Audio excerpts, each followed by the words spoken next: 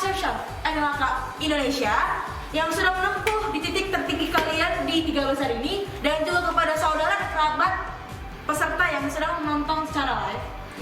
Baiklah, Kami mengucapkan selamat datang.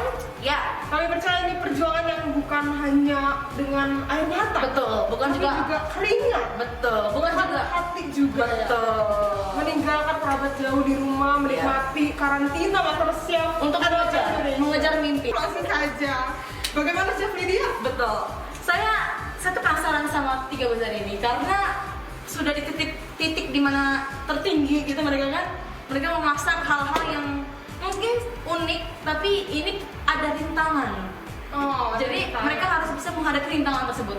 jadi nggak cukup pakai hanya dengan skill, tapi Betul. harus dengan Strategi rintangan Ya, betul yang banget. dia harus hadapin. Berarti ada apa nih tantangannya Chef? Kita harus cepat membuat mereka masak. Oke, baiklah kepada peserta semuanya. Di depan kalian sudah ada taplak misteri yang kalian harus buka. Kalau nggak dibuka nggak tahu siapa. Tapi sebelum kalian buka, ada yang ulang tahun minggu ini. Siapakah dia? Ya, selamat ulang tahun kepada saudara Rafres dari Jemaat LHK Tangerang pada tanggal 14 Juni. Dan kepada Bapak Simbun Kang dari LHK Serang pada tanggal 16 Juni. Dan juga ada Bapak Nur Sidik dari Jemaat LHK Serang pada tanggal 14 Juni. Nah, kemudian di tanggal yang sama juga ada saudara Alex dari LHK Tangerang yang berulang tahun. Wow, dan yang terakhir ada saudari Olivia dari Jemaat LHK Tangerang pada tanggal 18 Juni. Selamat ulang tahun. Tuhan Yesus memberkati. Yeay. Oke, kembali nih Chef. Kembali. Baiklah kepada peserta semuanya, dipersilakan untuk kalian membuka taplak misteri. Yes, yes.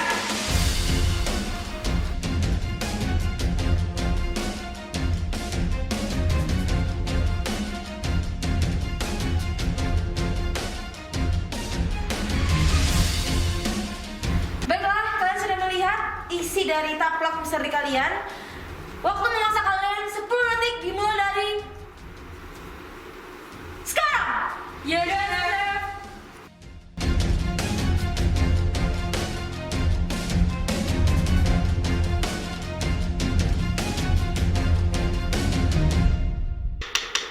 Alista. Yes, kamu lagi memasak apa? Saya akan memasak fire rice crackers. Wow. Kamu terinspirasi dari apa nih bisa bikin menu dengan cita rasa seperti ini? Saya terinspirasi dari filenya Doa Revival. Nah, Bapak Ibu jemaat semuanya, jangan lupa hari Rabu ada Doa Revival pada tanggal 16 Juni mulai pukul 19.30 sampai 20.30. Jangan lupa dibaca pokok doanya dan daftar di grup saya masing-masing. Terima kasih. Wow, jawabannya impresif sekali ya. Yes. Oke, lanjutkan saya mau rasain hidangan kamu yang lezat. Yes, yes. Louis, Mati ya, Chef. kamu kenapa nangis? Saya sedang potong bawang, Chef. Emang bawang putih bisa bikin nangis? Saya nggak tahu. Salah, Chef. Oh, saya sedang sedih. Sedih kenapa? Karena biasanya saya jam segini menemani adik saya nonton Little Disciples. Little Disciples. Iya, jangan lupa nih adik-adik. Jam 5 sore ada Little Disciples yang akan ditayangkan di YouTube Live Anugerah Kebenaran. Jangan lupa juga siapkan catatannya. Hati adik sekalian untuk memuji, menyembah Tuhan, dan menerangkan firman Tuhan. See you. Oh, baik. Waktu kamu tinggal 3 detik lagi ya. Yes, Chef. Ya, Ellen, Yes, Chef. kamu sedang masak apa ini? Saya ingin membuat martabak pare. Martabak pare. Kamu suka pare berarti ya? Betul sekali, Chef. Saya suka banget dengan pare meskipun rasanya pahit, tapi banyak khasiatnya. Iya, saya setuju sih kalau kasih pare ya. Betul sekali. Terus Ada agak sedikit. Ada kerinduan, Chef. Maaf ya, Chef, jadi curhat saya. Kenapa tuh kerinduan apa tuh? Ya rindu untuk bertemu saudara-saudara seiman saya. Lagi pandemi kayak gini tuh susah banget, Chef. Terus?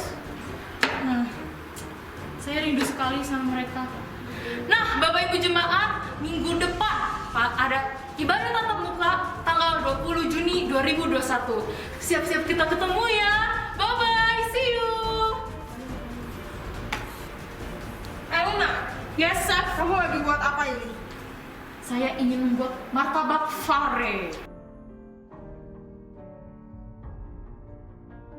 Oh, ini masakan kamu kalau nggak salah udah masuk ke UMKM ya, yang Betul. terbilang sukses itu Ya, ya? betul banget. Penghasilan saya sangat besar.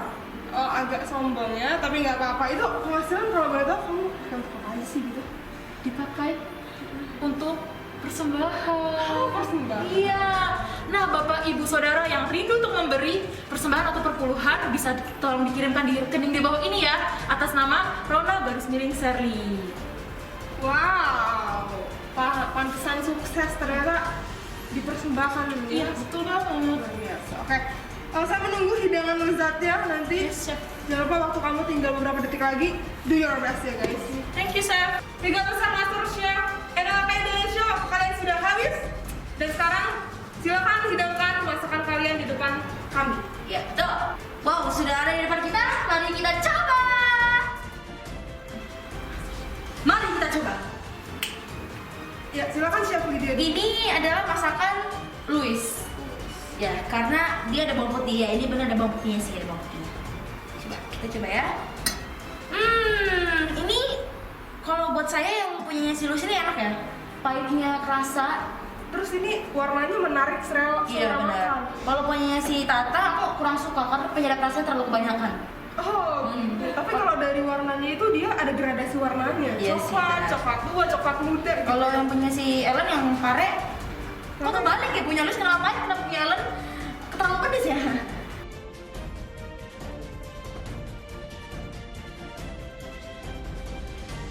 Sebentar ya para finalis, kita diskusi dulu ke belakang.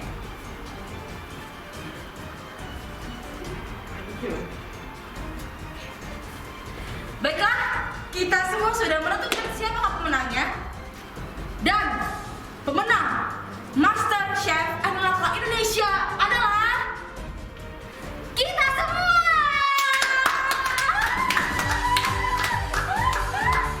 Karena siapa Yang menang mereka, tidak finalis. Kalau kita ya benar, karena harus tahu kita semua adalah pemenang. ya terima kasih untuk Master Chef yang mungkin sedikit aneh tapi cukup menghibur kan bapaknya dua.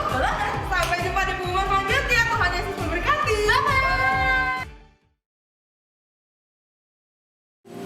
Saya undang Bapak Ibu untuk bangkit berdiri, Bapak Ibu Saudara.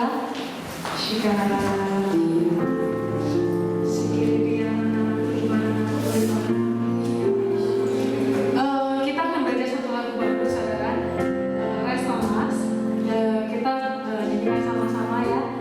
Tapi sebelum kita mulai, mari kita berdoa.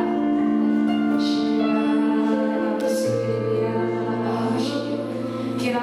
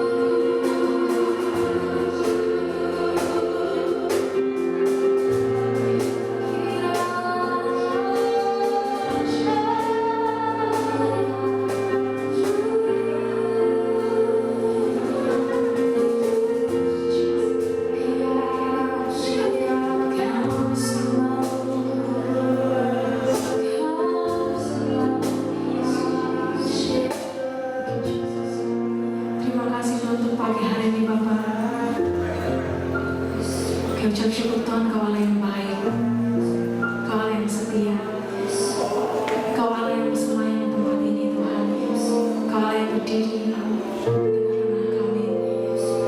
Saat ini Tuhan kami mau Tuhan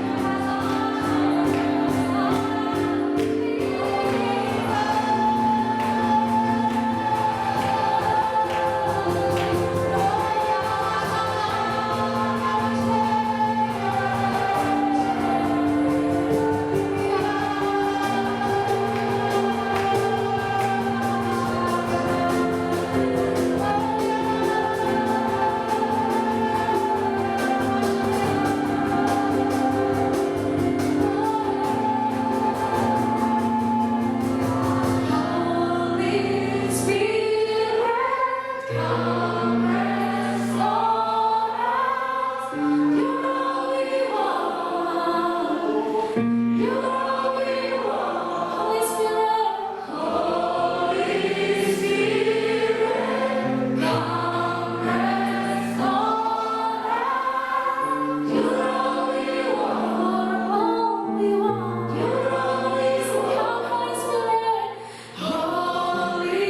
Spirit, come.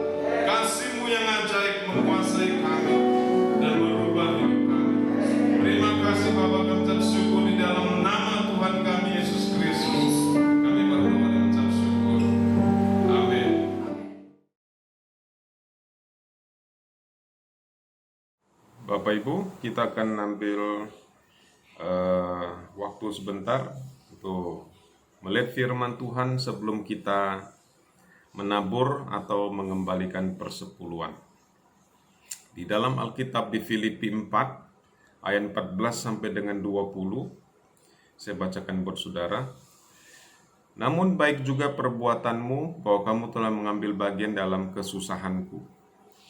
Kamu sendiri tahu juga, hai orang-orang Filipi, pada waktu aku baru mulai mengabarkan Injil, ketika aku berangkat dari Makedonia, tidak ada satupun jemaat yang mengadakan perhitungan hutang dan piutang dengan aku selain daripada kamu. Dalam bahasa Inggrisnya itu bukan hutang dan piutang, tapi take and give, saudara. Memberi, menerima, dan memberi.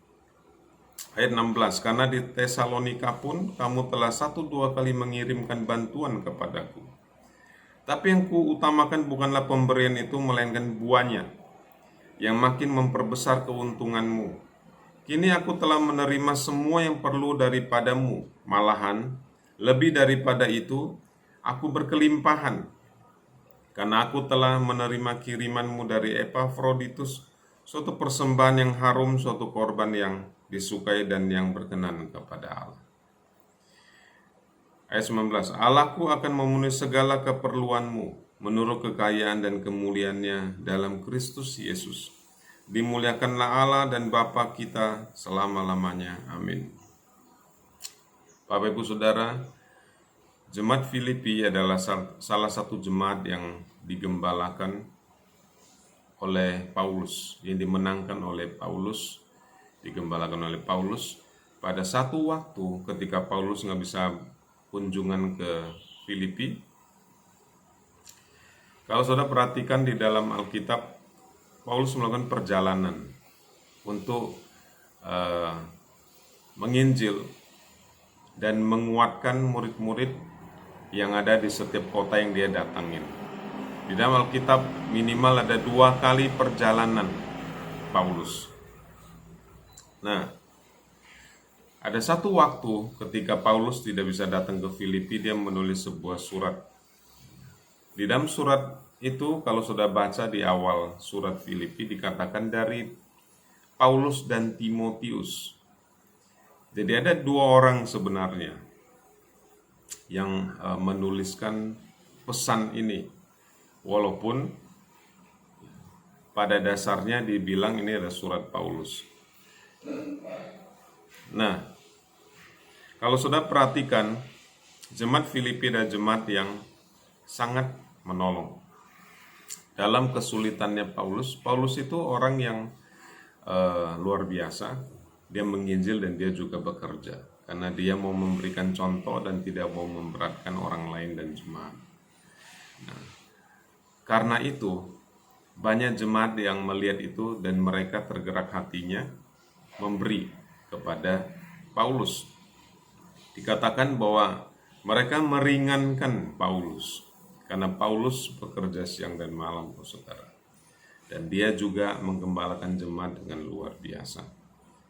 Ada satu akhir perkataan yang bagus. Allahku akan memenuhi segala keperluanmu menurut kekayaan dan kemuliaannya dalam Kristus Yesus. Amin, saudara. Oke. Sebelum saudara kita menabur, mari kita berdoa. Bapa, kami ucap syukur untuk kasih setia dan anugerah-Mu. Kami percaya bahwa semua yang Kau berikan kepada kami tahu itu bukan hanya buat kami, tapi untuk sebagian dan untuk memajukan kerajaan Allah. Karena hati kami, hidup kami sudah dibeli dengan darah yang mahal, sudah dibeli dengan kasih karunia-Mu, dan kami ucap syukur. Oleh anugerah-Mu kami hidup, dan kami berbuah, dan buah kami tinggal tetap. Dan Bapa, kami ucap syukur untuk setiap jemaat yang memberi. Kiranya Allah Bapa di surga akan memenuhi segala keperluan jemaat-Mu menurut kekayaan dan kemuliaannya dalam Kristus Yesus. Terima kasih Bapa, kami ucap syukur untuk pagi hari ini, di dalam nama Tuhan Yesus kami berdoa. Amin. Silakan Bapak Ibu Saudara memberi, menabur dan mengembalikan persepuluhan. Tuhan Yesus memberkati. Amin.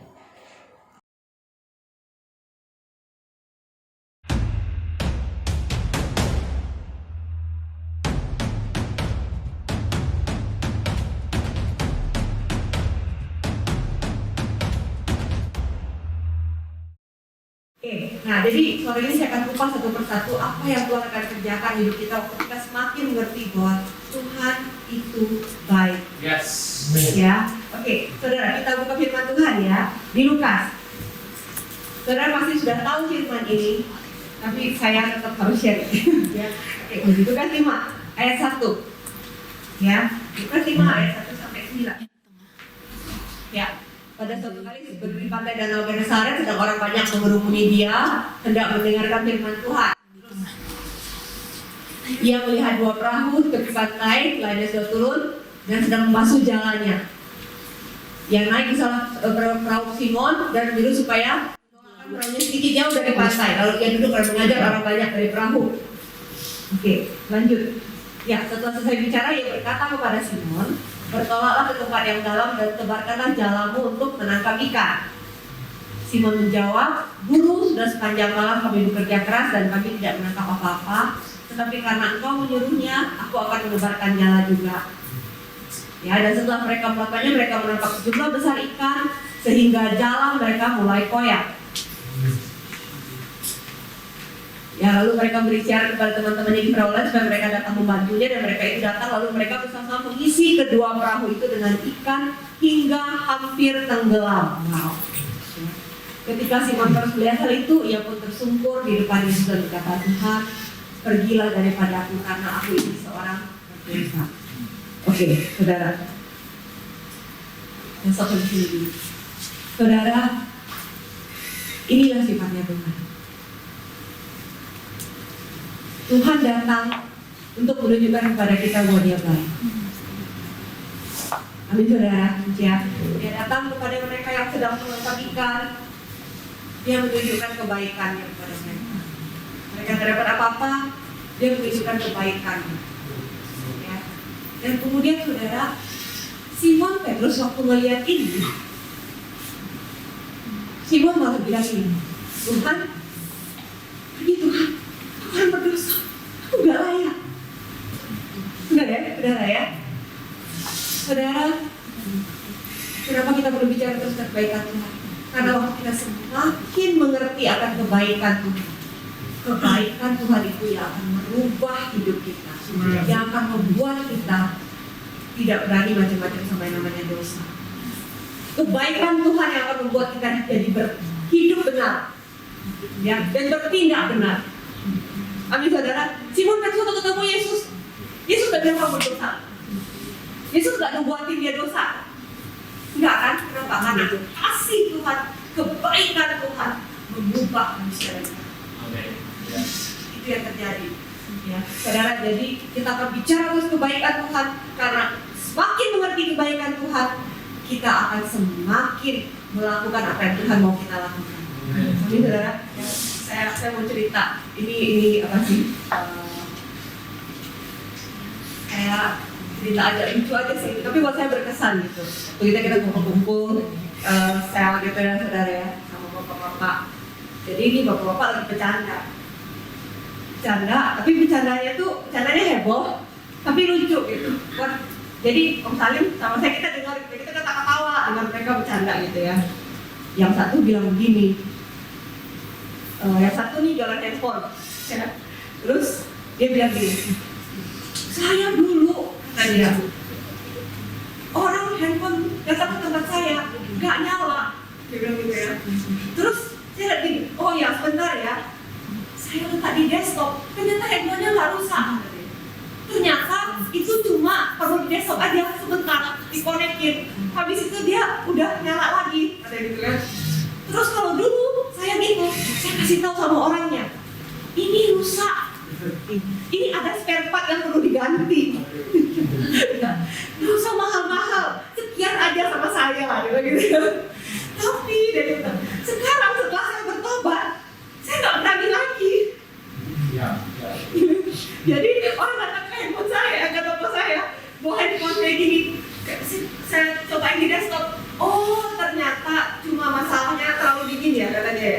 HP-nya ya, perlu dicolok gitu ya. Colok gitu ya. Habis itu saya bilang sama orangnya, ini HP-nya nggak rusak, nggak apa-apa. Nih udah nyala lagi, nggak ada apa-apa kok, nggak ada apa-apa sama sekali. Saya cuma nggak desktop. Oh gitu ya. Tapi saya ngalamin loh. Orang itu balik lagi, datang, beli handphone sama saya. Wow. Ya, ini cerita dia dengan gayanya lucu ya. Terus ada satu lagi, kalau Mbak bilang gini, wah kalau saya mah dulu parah dulu ya. Saya ini kan jual mesin. Kalau dulu nih ya, mesin kita nih ya, kan mereknya merek Cina nih. Gak ada yang tahu kan nih merek. Kita bikin merek sendiri. Kita tempel nih merek, kita timpa. Wah. Jadi kita jual mesin itu ya, mesin boleh Cina, harga mesin mahal. Wah, kayak gitu ya. Tapi sekarang saya udah bertobat, nggak berani lagi. Gitu ya, lucu-lucu kan? Kita dengar mereka cerita dengan gayanya mereka, kita dengar lucu-lucu. Tapi buat kita itu berkesan ya. Kenapa? Karena kita melihat bagaimana kebaikan Tuhan mereka diselamatkan dan itu mengubah mereka. Ya, ada satu lagi. Saya juga sama dengan gitu. Saya dulu bengkel katanya. Terus sudah tahu kalau kita servis motor tuh pakai top one ya. Ya, nah dia bilang kita tuh dulu top one itu dioplos. Jadi di belakang tuh top one itu udah dicampur. Saya nggak tahu campurnya apa ya. Jadi katanya kalau sama customer kita buka nih top one nih. Wah, kita kasih ya. Tapi pas kita servis motor orang katanya itu sudah dicampur sama top one-oplosan. Wah. Iya, gitu. Tapi gue udah mentok kan, gue gak gitu lagi loh. Terus sekarang kamu main-main lagi. Wow, ya. Jadi saudara, kita suka cita ya, kita suka cita melihat bagaimana Tuhan mengubah hidup orang-orang. Ya, saudara. Ya, jadi semakin kita belajar mengenai kasih Tuhan, kebaikan Tuhan, ya, saya percaya kita akan semakin melakukan apa yang Tuhan mau kita lakukan.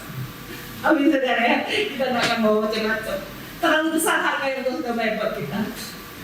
Ya, amin saudara. Ya, oke. Berikutnya saudara, ya, kita berikutnya. Nah, tadi kan ini cerita Petrus nih, ya. Nah, kemudian Petrus berjalan sama Yesus 3,5 tahun, ya. Nah, kemudian kita lompat ke cerita terakhirnya Petrus di Injil, ya. Kita ke Yohanes 21. Yohanes 21 ayat 1. Kemudian Yesus menampakkan diri lagi kepada murid-muridnya. Ini setelah Yesus bangkit dari mati ya. Setelah Yesus bangkit dari kubur ya. Tapi Yesus belum naik ke surga ya, ini ceritanya. Oke. Nah, sudah tahu waktu Yesus disalib, Petrus menyangkal Yesus ya. Ya, dia menyangkal Yesus 3 kali. Oke. Nah, kemudian Yesus menampakkan diri kepada murid-muridnya di pantai Danau Tiberias dan dia menampakkan diri sebagai berikut. Ya, di pantai itu berkumpul Simon Petrus, Thomas yang disebut Didimus, Nathanael dari Kana yang di Galilea, anak-anak Zebedius dan 2 orang muridnya yang lain. Kata Simon Petrus kepada mereka, aku pergi menangkap ikan. Kata mereka kepadanya, kami pergi juga dengan engkau. Mereka berangkat lalu naik ke perahu, tapi malam itu mereka tidak menangkap apa-apa. Kejadian berulang benar. Ketika hari mulai siang, Yesus berdiri di pantai. Akan tetapi murid-murid itu tidak tahu bahwa itu adalah Yesus. Kata Yesus kepada mereka, hai anak-anak, adakah kamu mempunyai lauk? Jawab mereka, tidak ada. Maka kata Yesus kepada mereka, tebarkanlah jalamu di sebelah kanan perahu. Iya. Maka kamu akan peroleh. Lalu mereka menebarkannya dan mereka tidak dapat menariknya lagi karena banyaknya ikan. Ya, maka murid yang dikasih Yesus itu berkata kepada Petrus, ya, itu Tuhan. Ya, begitu Petrus mendengar bahwa itu Tuhan, maka ia mengenakan pakaiannya, sebab ia tidak berpakaian, lalu terjun ke dalam danau. Ya, saudara, saya bertahun-tahun baca cerita ini, saya tuh nggak terlalu besar. Sampai kemudian saya dibukain ya. Saudara, kenapa sih dia harus terjun gitu? Ya, tadi saya udah bilang bahwa sudah kita tahu sama-sama ceritanya bahwa Petrus ini dia sudah menyangkal Yesus. Ya, lalu kemudian Yesus mati, Yesus bangkit. Sebelumnya memang sempat Yesus menampakkan diri sama mereka. Ya, oke. Dan kemudian dalam kondisi terulang ini ya, di mana Yesus kembali kasih mereka ikan dan kemudian mereka tahu bahwa ini Tuhan, ya. Kenapa sih Petrus ini harus lompat? Pikir nggak saudara? Pikir nggak? Kenapa sih dia harus lompat gitu ya? Saudara, ini saya tahu ya, ini saya tahu. Petrus itu kita tahu orangnya impulsif ya. Impulsif, maksudnya dia tuh terdorong apa langsung lakuin. Orangnya seperti itu kan. Spontan, ya spontan banget kan. Jadi Petrus ini dia sudah merasa sangat menyesal karena dia sudah mengingkari Yesus.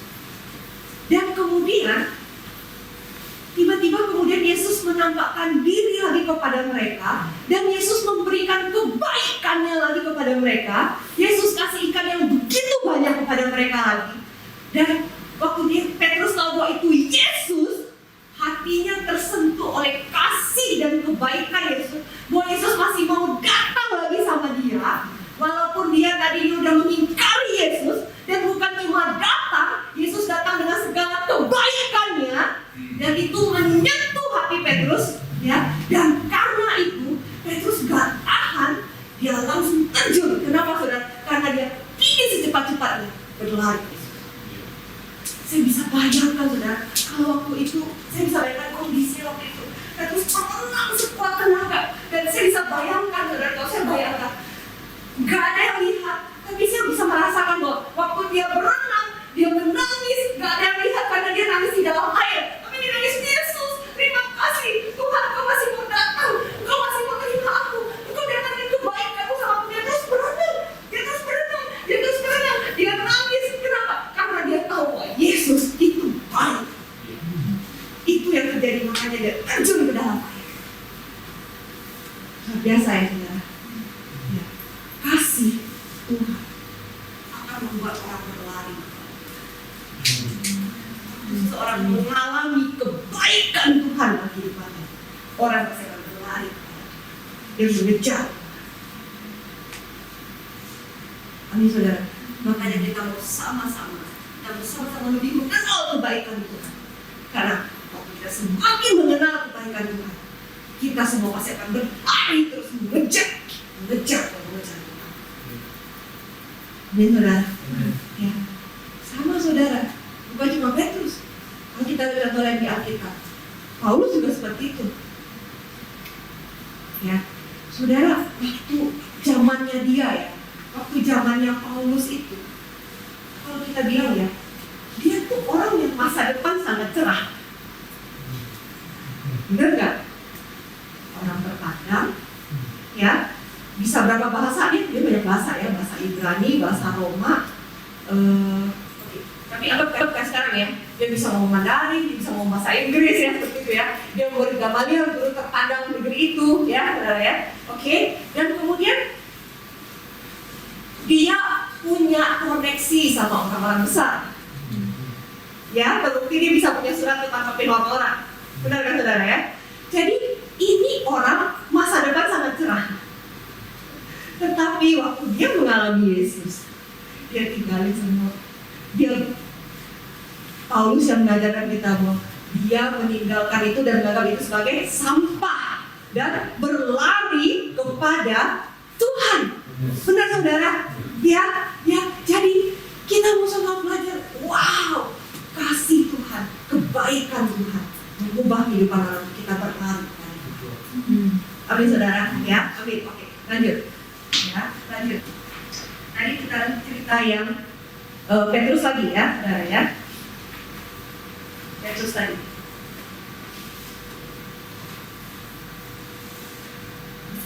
Yohanes 21 tadi, ayat 15.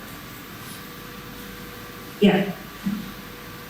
Saudara masih semua tahu cerita ini juga ya, oke. Sesudah sarapan Yesus berkata kepada Simon Petrus, Simon anak Yohanes, apakah engkau mengasihi aku lebih daripada mereka ini? Ya, di bahasa Indonesia dikatakan mengasihi saudara, tetapi di bahasa asli Yesus tanyanya seperti ini. Simon anak Yohanes, apa engkau agape sama aku lebih daripada mereka ini? Apa itu agape? Agape adalah kasih yang tidak bersyarat, ya, unconditional love.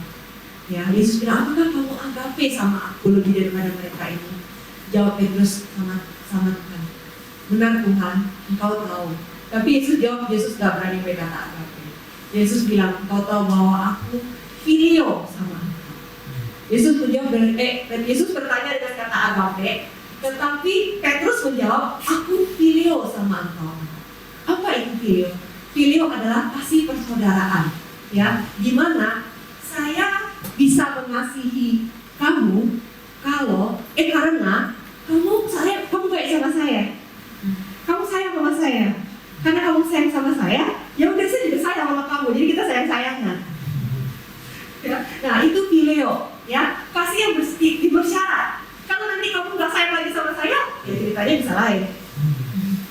Ya, kayak gitu ya. Nah, jadi waktu Yesus bertanya sama Petrus dengan apakah kamu agape sama saya, Petrus jawabnya, Tuhan, saya filio sama engkau. Saya bersyarat loh mengasihi Tuhan. Kenapa? Karena Petrus tahu dia tidak bisa mengasihi Tuhan kalau Tuhan tidak lebih dulu mengasihi dia. Ya, nah, Yesus bilang gembala kalau dapat bermaksud. Ya, oke, next berikutnya. Yesus bilang lagi kedua kali, Simon, anak Yohanes, apakah kamu agape sama aku? Yesus ulang pertanyaannya. Dan Petrus kasih tahu sama dia, Tuhan, engkau tahu, aku tuh filio sama engkau, Tuhan. Dia gak berani bilang dia agape sama Yesus. Ya, dan Yesus bilang, gembalakanlah domba-domba. Ya, oke, ayat berikutnya. Terus Yesus tanya lagi ketiga kali, pertanyaan yang sama, Simon anak Yohanes, apakah engkau agape sama aku? Maka Petrus sedih hatinya karena Yesus berkata untuk ketiga kalinya, ya. Dan kemudian dia bilang, Tuhan, engkau tahu segala sesuatu, engkau tahu bahwa aku ini cuma bisa filio sama engkau. Ya. Kenapa sih Yesus ulang? Ya, 3 kali kan Yesus mau memulihkan Petrus. Ya, karena Petrus sudah menyangka Yesus 3 kali. Oke, tetapi yang kita mau belajar di sini adalah Yesus bilang gembalakan domba-dombaku, dan ini terjadi. Kenapa? Waktu Yesus bicara, apakah kamu bisa agape sama aku? Yesus sebenarnya membuat Petrus berpikir. Ya, Petrus jadi berpikir, Tuhan, saya nggak mungkin bisa agape sama engkau. Saya cuma bisa filio sama engkau. Tapi cuma engkau yang bisa agape sama saya. Dan karena engkau bisa agape sama saya, karena engkau mau saya mengembalakan domba-dombamu, maka saya akan lakukan. Karena engkau sudah lebih dahulu agape sama saya. Ini saudara, ya, saudara, itu yang terjadi kemudian dalam hidup Petrus. Benar saudara ya, akhirnya dia menjadi pemimpin jemaat, ya, dia mengembalakan jemaat Allah di Yerusalem. Benar kan saudara ya? Ya. Kasih Tuhan akan membuat kita mampu melakukan apa yang Tuhan mau kita lakukan. Kasih Tuhan akan memampukan kita untuk mengejar panggilan kita. Ya. Amin saudara. Ya. Yang tadinya mungkin, aduh Tuhan, gimana mungkin saya mampu? Saya ini cuma tukang ikan, saya ini tidak berpendidikan, saya ini orangnya ceplos-ceplos, ya, impulsif gitu ya, orangnya emosional banget, ya, kekanak-kanakan. Tetapi kasih Tuhan akan membuat dia mampu melakukan apa yang Tuhan mau dia lakukan. Amin saudara, ya, sama dengan kita saudara. Waktu kita mengalami kasih Tuhan, kita pasti berlari pada panggilan kita. Dan kita akan menyelesaikan panggilan kita. Amin saudara, ya. Oke, nah berikutnya saudara ya. Berikutnya saudara. Tahukah saudara, waktu kita mengerti bahwa Tuhan itu baik, kita pasti berbuat. Gak dibikin-bikin, pasti berbuat. Saudara, saudara tahu di Alkitab cerita tentang wanita yang disembuhkan Yesus yang sakit pendarahan? Ya, oke. Nah, Matius 9 nih, coba Matius 9 ayat 18. Matius 9 ayat 18. Nah, ya, oke, sorry, next. Ya, ini tentang ini kan tentang anak kepala rumah ibadat, betul. Ya, Yesus bangun dan mengikuti orang itu bersama dengan muridnya, betul. Oke. Pada waktu itu seorang perempuan yang sudah 12 tahun lamanya menderita pendarahan maju mendekati Yesus dari belakang dan menjamah jubah-jubahnya.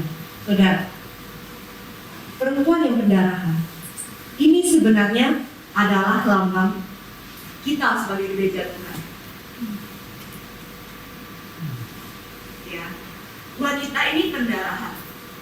Oke, saudara, kita di sini semua sudah belajar reproduksi ya. Oke, saya mau tanya sama saudara. Kalau orang mengalami pendarahan terus-menerus, ini 12 tahun kan ya? Oke, apakah orang ini bisa punya keturunan? Gak bisa. Benar ya saudara ya? Kita udah belajar reproduksi, kita ngerti ya. Gak mungkin bisa punya keturunan kalau pendarahan terus. Benar kan? Jadi wanita ini gak bisa punya keturunan. Ya, karena dia pendarahan kan? Oke, ya. Dan kemudian kita lanjut baca ya. Dia mendekati Yesus dari belakang dan menjamah jubah-jubahnya. Oke, lanjut. Karena katanya dalam hatinya, asal ku jamah saja jubahnya, aku akan sembuh.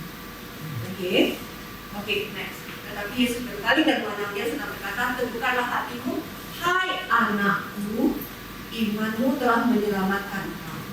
Ya, oke, saudara. Wanita ini menjamah Yesus dari belakang. Ya. Dan kemudian di bagian Alkitab yang lain nyari siapa sih gitu kan ya, dari nyari siapa yang memegang dia. Oke. Dan kemudian Yesus menyembuhkan wanita ini. Kenapa? Karena Yesus sangat mau menyembuhkan wanita ini. Kenapa? Karena Yesus mau wanita ini bisa sembuh dan bisa punya keturunan. Sama dengan kita. Tadi saya bilang bahwa wanita ini adalah lambang dari kita, gereja Tuhan. Ya, wanita yang pendarahan itu adalah lambang dari gereja Tuhan yang sakit. Ya, gereja Tuhan, umat Tuhan, kalau kita pernah mengalami sakit rohani, atau ada saudara lihat orang-orang di sekeliling saudara mengalami sakit rohani. Ya.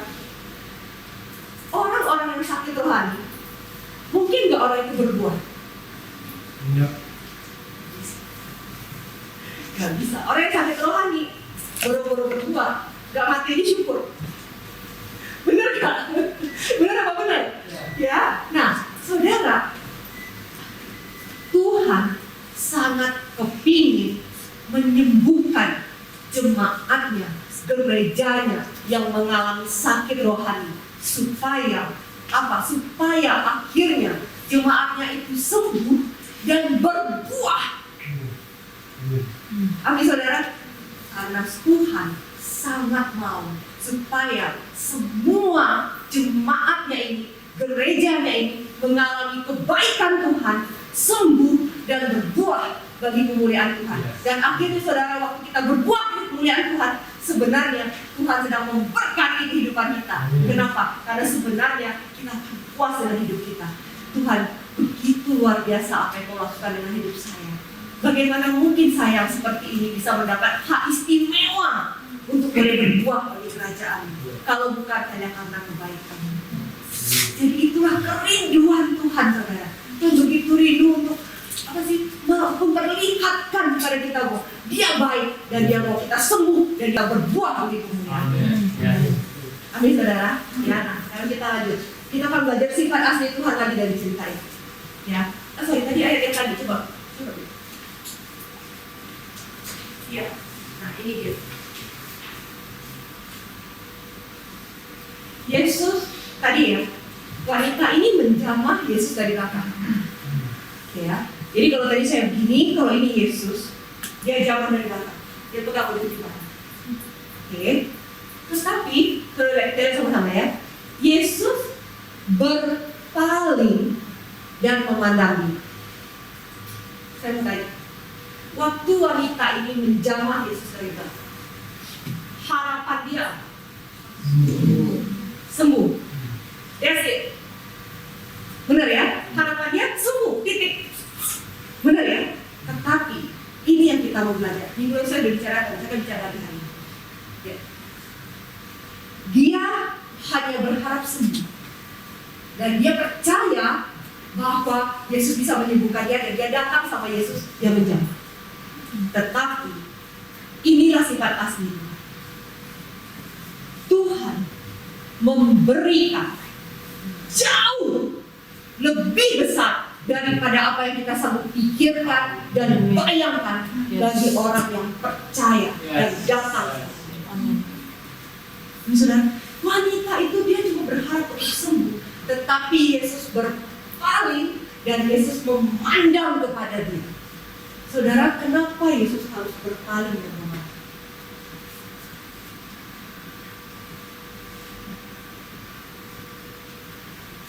Saya keinget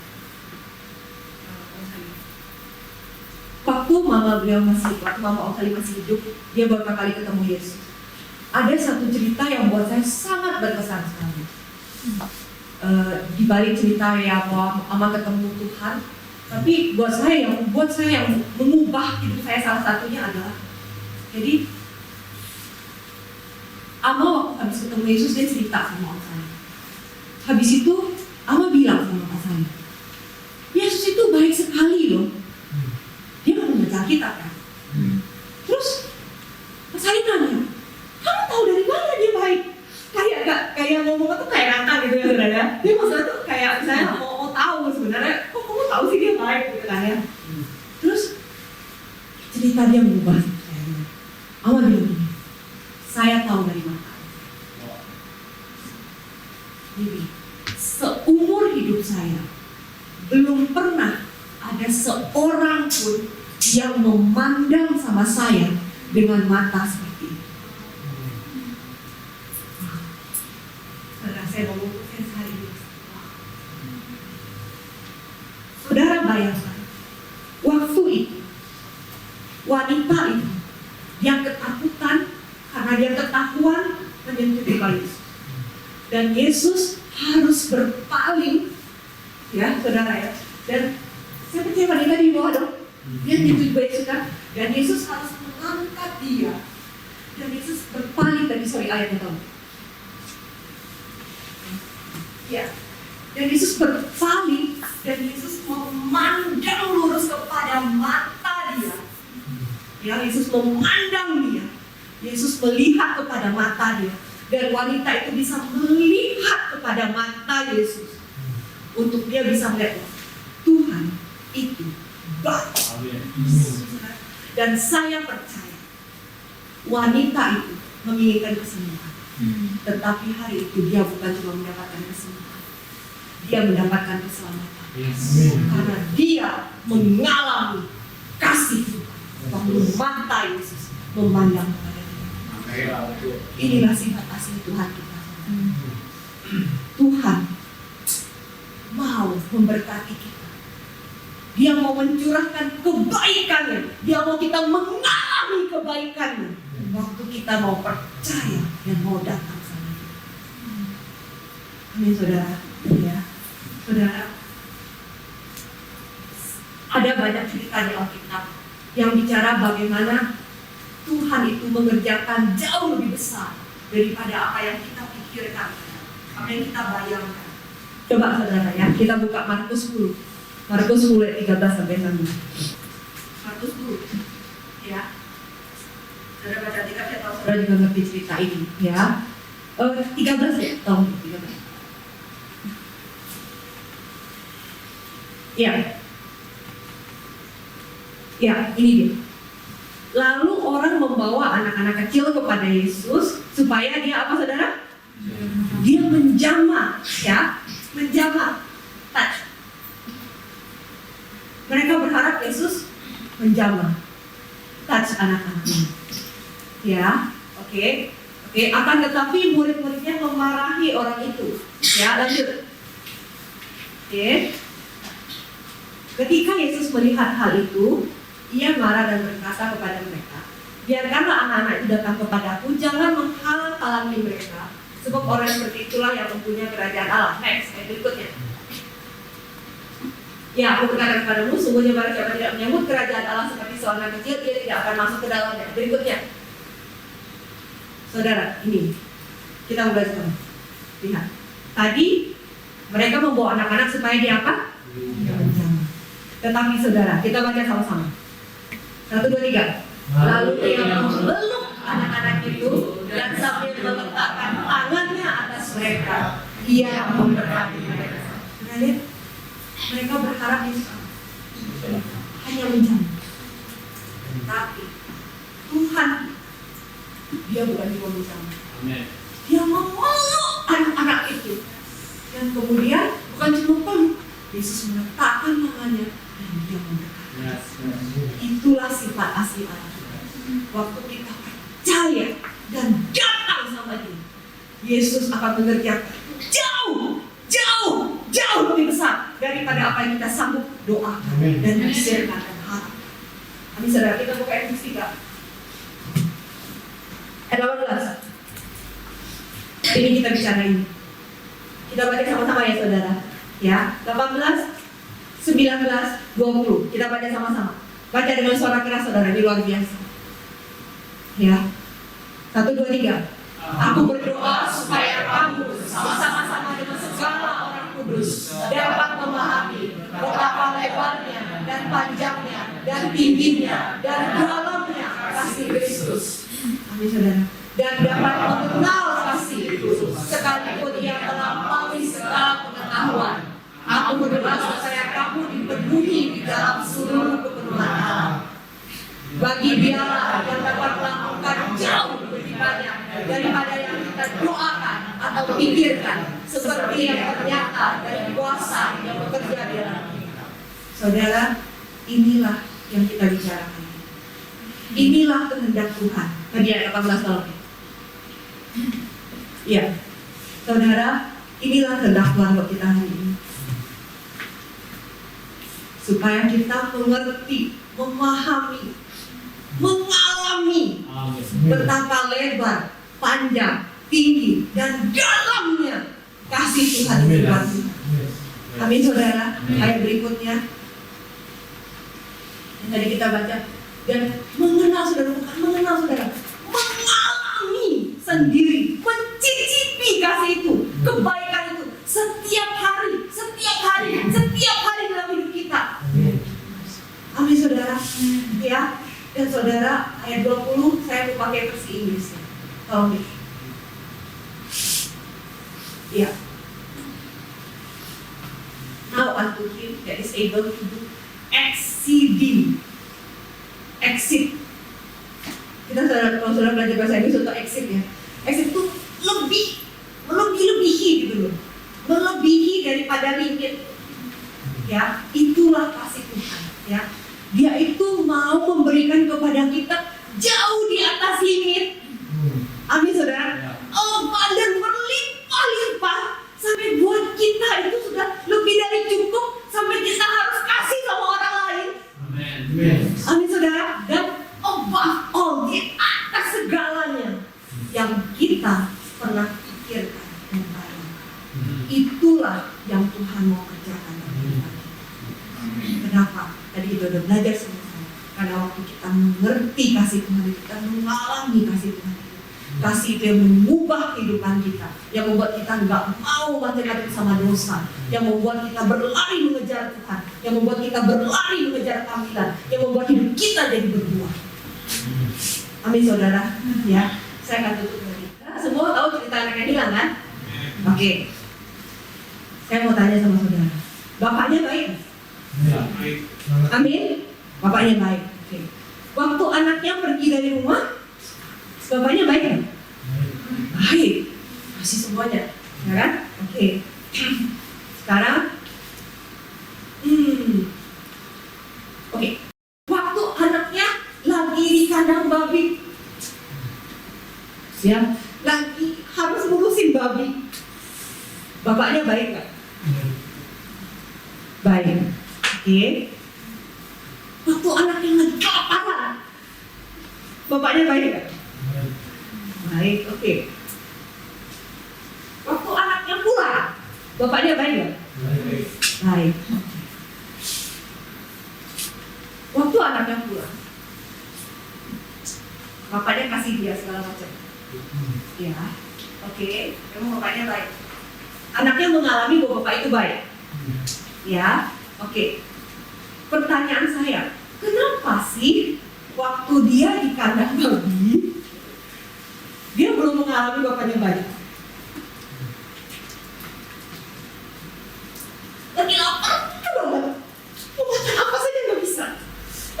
Oh ya, aduh orang-orang kaya nggak pernah puasa, tiba-tiba harus puasa.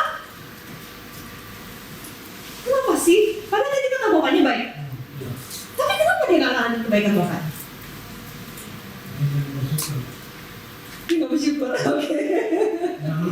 Oh, belum mentok. Oke, belum mentok. Karena dia lari. Oke. Saudara, bapaknya baik, benar. Tapi dia belum mengalami kebaikan bapaknya, ya.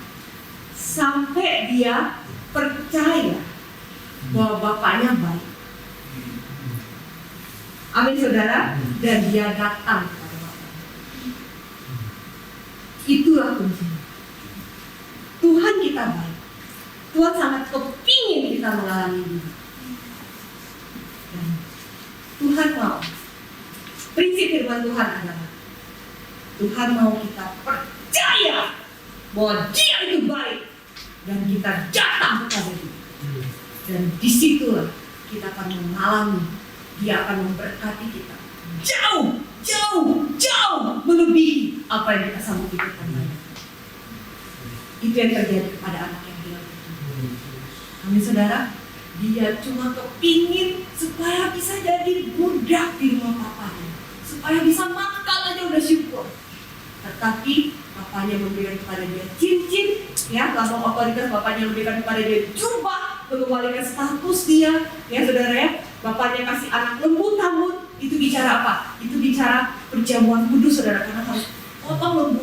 Itu bicara bapaknya perjamuan kudus, bicara bahwa Tuhan mengampuni setiap dosa kita dan mengangkat kita kembali menjadi anaknya, saudara, ya. Dan kemudian dikasih alas kaki untuk dia bisa bersaksi kepada banyak orang mengenai kebaikan bapaknya. Amin, saudara. Itulah sifat asli Tuhan kita, bahwa Dia mau memberkati kita jauh melebihi apa yang kita sanggup pikirkan dan bayangkan. Dan Tuhan mau kita percaya dan datang sama Dia. Amin, saudara. Ya, itu yang saya mau sharing sama saudara hari ini. Ya, saya percaya kita sama-sama belajar. Dan saudara, waktu saya sharing ini, saya gini, saudara, saya percaya bahwa Tuhan bukan cuma mau kita tahu bahwa Dia baik, ya, tetapi Tuhan mau waktu kita tahu Dia baik, kita harus mau percaya, ya, bahwa Tuhan mau kita mengalami kebaikan itu dari hari ke hari kita. Amin, saudara.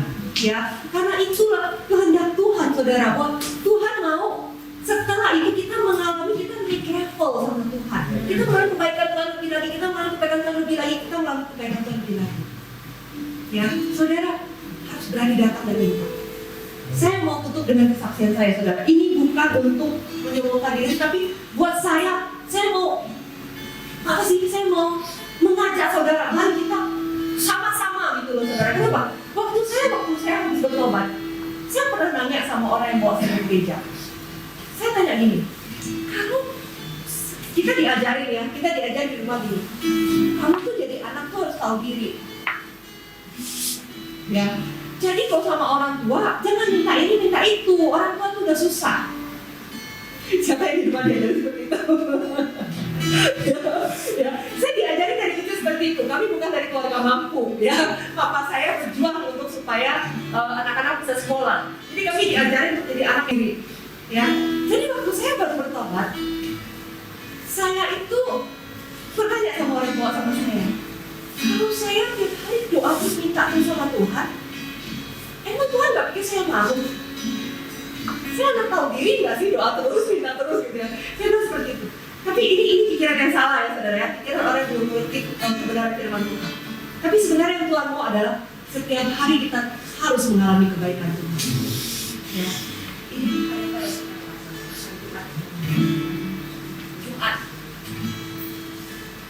Jumat itu kami melita. Kami mau ke pasar lama. Buat saudara yang tahu di pasar lama, kami suka kuliner itu sepanjang jalan itu. Ya saya kalau kami melita itu kami suka kuliner itu. Keluar dari rumah oke, Om Salim tidur, ya. Saya nyetir. Begitu masuk tol ya, keluar rumah tuh enak-enak. Begitu masuk tol, hujan, dan hujannya tuh benar-benar yang deras banget. Wah, nggak lucu nih, main ke pasar hujan gitu ya, aduh nggak banget kan? Aduh ya udah saya nyembah Tuhan aja, saya nyembah setiap Tuhan lain gitu aja. Tuhan, maksudnya Tuhan tahu nih kita bukan melintas gitu ya. Kita cuma nyembah setiap Tuhan baik, Tuhan baik. Saudara, itu di tol hujan sederas-derasnya benar-benar deras banget. Sampai kemudian tiba-tiba pas sampai ke Tangerang ya. Udah mulai reda, sampai kemudian waktu kita turun di Paslang, itu benar-benar gak ada hujan sama sekali. Wow, ya, saudara, maksudnya gini, kita bisa bilang itu kebetulan, ya. Tetapi karena saya doa, saya tahu itu bukan kebetulan. Yes. Kalaupun berhenti, tapi harusnya nggak kayak gitu juga. Saya tahu, tapi kenapa? Saya percaya bahwa Tuhan itu. Dan saya datang sama Tuhan, saya bilang Tuhan beri saya. Saya percaya ada pemurahan Tuhan buat kamu. Dan saya mengalami kebaikan. Ini saudara, ya. Nah, kemarin ya. Oh ya kemarin, habis dari paket. Jadi kami di Jakarta, saudara, ya. Jadi kami mau antar barang, ambil barang sama David, terus kami mau antar barang. David itu lagi di karantina, saudara. Lagi di karantina, nggak boleh ketemu siapa-siapa. Gitu. Dia ada titipan barang dari Taiwan, kami harus ambil. Dia udah ngomong sama bapak satpamnya. Bapak satpamnya bilang kami boleh ambil. Tapi terus kami ada barang mau kasih ke dia. Dia ada beberapa keperluan karena dia nyampe ke sini, dia perlu modem, dia perlu beberapa hal. Dedeknya beliin pokoknya biskuit lah, isi 1000, pokoknya dedeknya baik banget dia sampai pokoknya. Nah, terus ini tuh harusnya nggak boleh. Jadi dia udah nanya ke bapaknya satpam itu, katanya itu menyentuh ABRI semua, itu wisma karantinanya. Nah, itu bapaknya bilang dia boleh kasih barang, udah selesai. Nah, saya minta kemurahan Tuhan. Saya nggak mau juga pakai cara ilegal untuk umpet, saya nggak mau juga. Jadi saya minta kemurahan Tuhan, saya bilang sama David, itu coba aja ngomong sama bapaknya, dia bilang ya kayak gitu ya, kita ngomong sama bapaknya kayak gitu. Terus akhirnya dia ngomong sama bapaknya baik-baik. Terus akhirnya bapaknya bilang apa ini? Sebenarnya nggak boleh. Ya, terus dia tanya di dalamnya apa? Vitamin C. Ya sudah. Masuk. Ya, saudara, sebenarnya nggak boleh. Tapi saya tahu kenapa jadi boleh. Karena kemarin saya berdoa. Jadi kok bisa ya? Harusnya nggak boleh loh. Ya, dia nggak tahu namanya doa. Nah, saudara, ini bukan untuk saya berbangga, bukan. Maksud saya sharing adalah itulah hatinya Tuhan. Tuhan sangat kepingin kita semua di sini mengalami kebaikan Tuhan hari demi hari, karena Tuhan sangat mau memberkati kita. Kami saudara, dan waktu kita berani percaya dan berani datang sama Dia, kita kita akan mengalami kebaikan Tuhan melimpah-limpah. Amin saudara. Amin.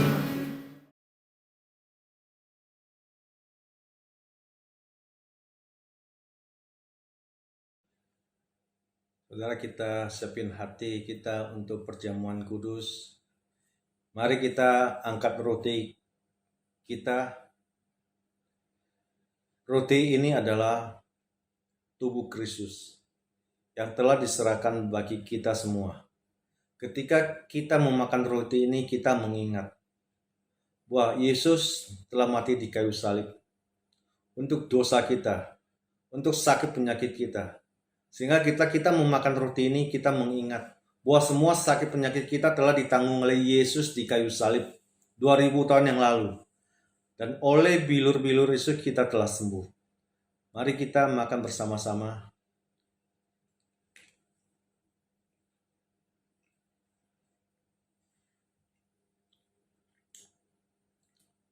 Mari kita angkat anggur ini. Anggur ini adalah lambang darah Yesus yang telah dicurahkan di kayu salib untuk menyucikan kita, menguduskan kita. Darah inilah yang telah menebus kita, yang telah membenarkan kita, membuat kita menjadi orang benar. Ketika kita meminum anggur ini, kita mengingat bahwa semua dosa kita telah diampuni satu kali untuk selama-lamanya. Darah inilah yang telah membenarkan kita, membuat kita menjadi orang benar. Dan doa orang benar sangat besar kuasanya. Mari kita minum bersama-sama. Kita mengucap syukur. Bapa, kami mengucap syukur, terima kasih untuk segala yang Yesus lakukan di kayu salib untuk kami. Kami telah diampuni dosanya. Kami telah disucikan, dikuduskan, dibenarkan oleh darah Yesus. Bapa, kami mengucap syukur Tuhan. Terima kasih bahwa semua sakit penyakit kami telah ditanggung oleh Tuhan Yesus di kayu salib 2000 tahun yang lalu. Dan Bapa, kami mengucap syukur bahwa tidak ada sakit penyakit di dalam hidup kami, di dalam tubuh kami. Bapa, kami mengucap syukur Tuhan, terima kasih. Terima kasih untuk kekuatan ilahi, kesehatan ilahi yang Kau berikan kepada kami, usia panjang yang Kau berikan kepada kami. Kami mengucap syukur Tuhan, terima kasih Bapa. Hanya di dalam nama Tuhan Yesus Kristus kami berdoa. Amin. Tuhan Yesus memberkati. Ya, saudara kekasih di dalam Tuhan, kita akan selesaikan kebaktian kita pada pagi ini. Dan terimalah berkat dari Tuhan Allah kita. Marilah saudara angkat kedua tanganmu. Sebagai hamba Allah, aku memberkati engkau di dalam nama Tuhan Yesus. Aku meminta kepada Tuhan Allah kita, Yesus Kristus, yaitu Bapa yang mulia itu, supaya Ia memberikan kepadamu roh hikmat dan wahyu untuk mengenal Dia dengan benar. Supaya Ia menjadikan mata hatimu terang, agar engkau mengerti pengharapan apakah yang terkandung dalam panggilannya. Betapa kayanya kemuliaan bagian yang ditentukannya bagi engkau, orang kudus. Dan betapa hebat kuasanya bagi engkau yang percaya sesuai dengan kekuatan kuasanya, yang dikerjakannya di dalam Kristus Yesus, dengan membangkitkan Dia dari antara orang mati, dan mendudukan Dia di sebelah kanannya di surga, jauh lebih tinggi dari segala pemerintah, penguasa, kekuasaan, dan kerajaan, dan tiap-tiap nama yang dapat disebut, bukan hanya di dunia ini, tetap melainkan juga di dunia yang akan datang. Dan segala sesuatu telah diletakkan di bawah kaki Kristus, dan Dia telah memberikannya kepada jemaat sebagai kepala dari segala yang ada. Diberkatilah engkau dengan pengenalan akan Kristus Yesus yang benar di dalam nama Tuhan Yesus. Diberkatilah engkau dalam pelayananmu. Diberkatilah engkau di dalam pekerjaanmu. Diberkatilah kesehatanmu. Engkau sehat-sehat saja. Diberkatilah engkau dengan pagar perlindungan Tuhan menyertai engkau di dalam nama Tuhan Yesus. Setiap yang percaya katakan amin. Haleluya. Haleluya. Selamat hari Minggu. Selamat bersekutu. Tuhan Yesus memberkati.